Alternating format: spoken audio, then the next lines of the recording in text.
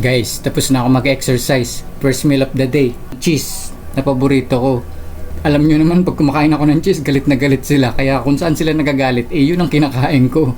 Kasi nga, process daw ito. Ba't ko kinakain? Kaya hayaan nyo mamablema, yung mga gunggong na yan.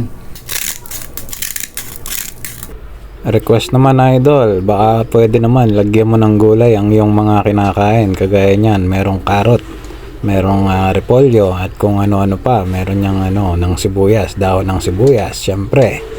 Ayan, may karne din naman yan. Tapos may pansit bihon, kaya napakasarap. Ayan, tignan nyo naman, di ba? Baka gusto mo ring i-try. Masustansya rin naman ng gulay, carrot, di ba? Marami kang makukuhang sustansya, pampalakas din.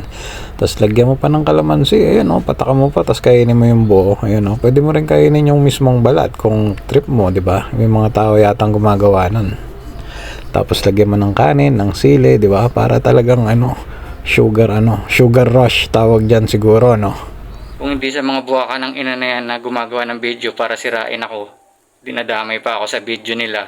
Di bali, wala naman akong pakialam sa kanila eh. Ang maganda siguro nilang gawin, mag-backflip muna sila. Baka sakaling ganahan pa ako panoorin sila. Guys, don't listen to them. Wake the fuck up! Wake the fuck up! Wake the fuck up! Wake the fuck up! Wake the fuck up! Wake the fuck up!